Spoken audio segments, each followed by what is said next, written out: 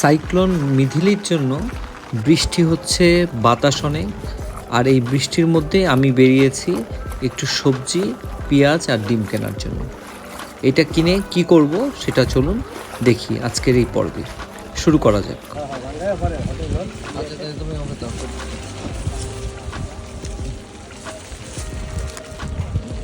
সবজি কিনে ফেললাম, বরবটি আর হলো কাঁচামরিচ, এটা বাকি ছিল কেনা।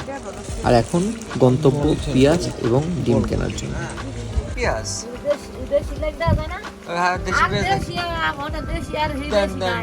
ওই দেশি দেন, একটু বড় সাইজ দেন, না তো করতে পারবো না কিন্তু। আমি নিজেই করবো। হাফ কেজি দিয়েন পেঁয়াজ। এই সাগর কলা কত করে হালি দিচ্ছেন? হ্যাঁ, নতুনটা ও আচ্ছা, ঠিক আছে, আপনি দেন আগে ওইটা দেন। আর ডিম দিয়েন 4টা। ডিম কি মানে এখন আজকে আনছেন নাকি? ওই খাঁচি দেখে মনে হচ্ছে তাই। তাহলে ওই আপনার বড় দেখে 4টা ডিম দিয়েন। কোনটা 60? পেঁয়াজ 60। 120 টাকা কেজি। 125 কি 65 আর 60? ওই 125 কেজি। 125 হলো না টোটাল? ও আচ্ছা, 65 সেটা 125, তাই তো? আর মুড়ি হচ্ছে 20। মুড়ি 20। 125 আর 20-এ কত হয় বলো? 125 আর 20-এ কত হয়? ওকে দিবে 125। আচ্ছা, আপনার ছেলে পায় হলো 40 টাকা। এই যে সবজি 40 টাকা, এটা কি আপনি নেবেন না আমি আপনার ছেলেকে দিয়ে দেবো? এই ডালা তুমি আচ্ছা, তাহলে আপনি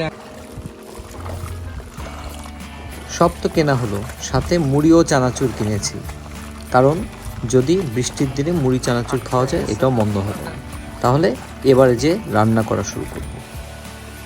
বাইরে কিন্তু ধুমসে বৃষ্টি হচ্ছে, আকাশ অনেক খারাপ, বাতাস হচ্ছে, সাংঘাতিক অবস্থা দুপুরবেলা এখন।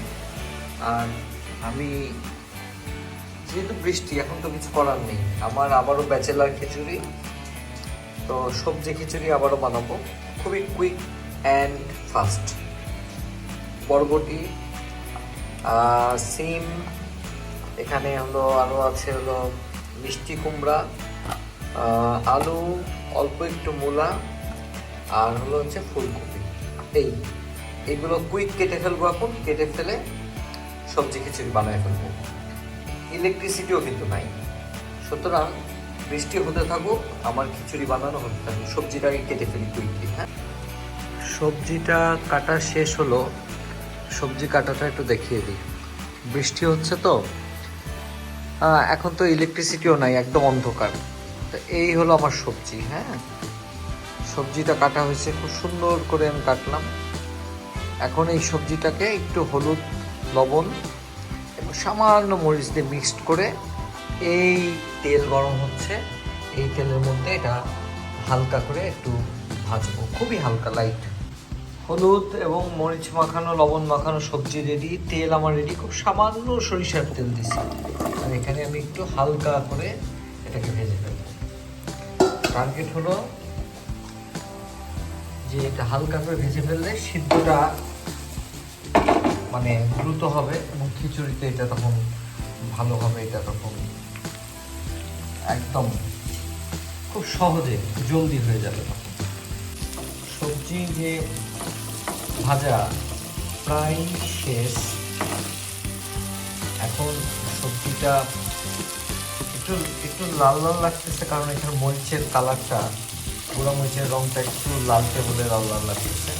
আমি যখন খিচুড়িতে দেবো তখন একটু ওইখানে হলুদটা কম দিয়ে দেবো, তাহলে কালারটা অ্যাডজাস্ট হয়ে যাবে।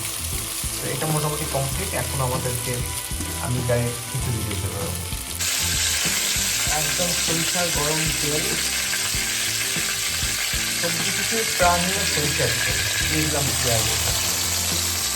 সরিষার তেলে যে খিচুড়িটা হবে, এটার যে টেস্ট হবে, সেই টেস্টটা আসলে অন্য কিছুতে পূরণ করা যাবে না। ইলেকট্রিসিটি কিন্তু চলে এসেছে। ওয়াও, একদম ভাজাটা সেই রকম হচ্ছে, কিন্তু সেই রকম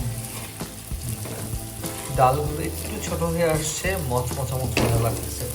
আসলে কি ভাজা মানে মচমচা না, ভাজা মানে হলো যে চালটাকে একটু তেলের সাথে একটু মিক্সড করা, সুন্দর করে মিক্সড করলে তারপরে এর মধ্যে জলটা দিলে চালটা দ্রুত সিদ্ধ হবে এবং সুন্দর হবে।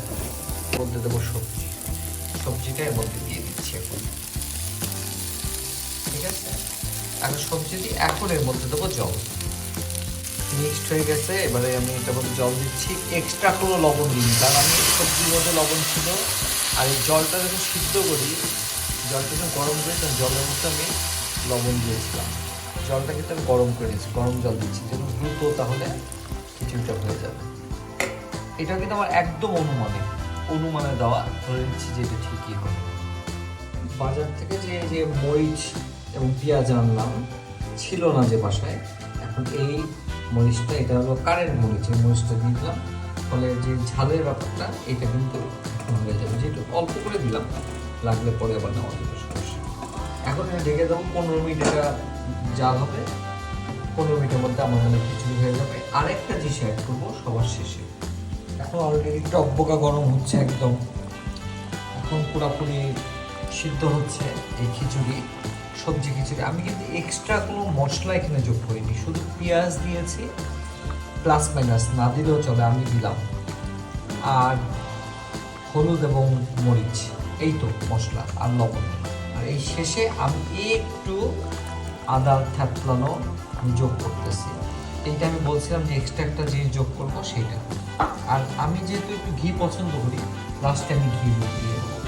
সো আদা থেতলানো আমি যোগ করলাম। এখন এটা আগামী 10 মিনিট সিদ্ধ হবে।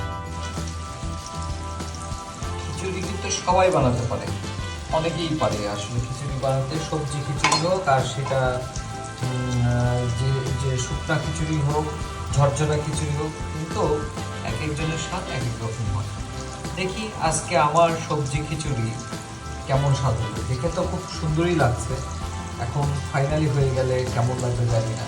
ও এটা বলে রাখি, এটা কিন্তু সিদ্ধ চালের খিচুড়ি, এটা কিন্তু পোলাওয়ের চালের বা আতপ চালের খিচুড়ি না। হ্যাঁ, এটা একটু বলে রাখি, অতএব এটার টেস্টটা সম্পূর্ণ ডিফারেন্ট। বাইরে কিন্তু অনেক বৃষ্টি হচ্ছে, অনেক অনেক বৃষ্টি হচ্ছে, একদম সেই রকম আকাশের অবস্থা, বৃষ্টি। আর এই বৃষ্টির মধ্যেই এখন ঘরে বন্দি, শুধু খিচুড়ি ভাত, এছাড়া কোনো খাওয়ার কিছু নেই। সাথে হচ্ছে কিন্তু বেগুনের ভাজা, 2 পিস বেগুনের ভাজা করতেছি। এই বেগুনের ভাজাটা খাওয়া হবে। 2 মাথা একটু একটু করে কাটা, কারণ এখানে একটু করে একটু পোকা মতো ছিল, এই কারণে এটা কেটে দিতে হচ্ছে। সেই রকম বৃষ্টি হচ্ছে, ঝড় হচ্ছে, বাতাস হচ্ছে, নিম্নচাপ চলছে, আমার রান্না চলছে, সবগুলো একসাথে চলছে। এই হলো বাইরের বৃষ্টির অবস্থা। বৃষ্টিও হচ্ছে, প্রচুর বাতাস, শব্দ, বৃষ্টির শব্দ, একদম ঠান্ডা, অনেক ঠান্ডা হয়ে যাবে। অবশেষে সময় আসছে খিচুড়ি হলো কিনা সেটা দেখার জন্য। দেখি আমার খিচুড়ি কেমন হলো। ওয়াও, সেই রকম, ওয়াও, একেবারে ফ্রেশ, একদম ফ্রেশ, একদম সেই রকম, মানে দেখে মনে হচ্ছে যে এটা খেতে অসম্ভব সুন্দর হবে। হয়ে গেল আমার সবজি খিচুড়ি। সবজি খিচুড়ি কেমন হলো জানি না, তবে এই বৃষ্টির সময়, ঝমঝম বৃষ্টির মধ্যে, এই নিম্নচাপের সময় আমার খিচুড়ি ছাড়া আসলে কোনো গত্যন্তর ছিল না। বাইরে বৃষ্টি আর চলছে খিচুড়ি আয়োজন। সো এখন খেতে বসে দেখবো খেতে কেমন হলো।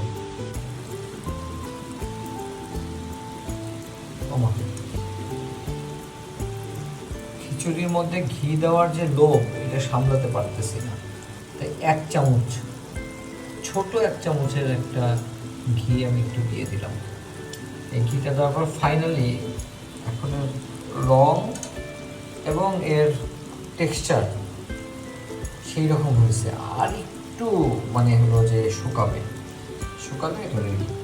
মানে একটু এখনো ওয়াটারি ভাব আছে এখানে, একটু ওয়াটারি ভাব আছে, তো আরেকটু লাগবে, আর হয়তো 5 মিনিট হাইস্ট।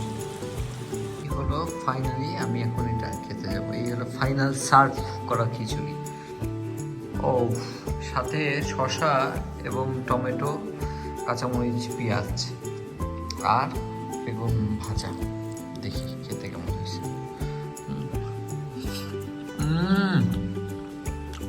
গরম টেস্ট কি, হেভি টেস্ট, হেভি, সেই রকম। অসম, দুর্দান্ত খিচুড়ি।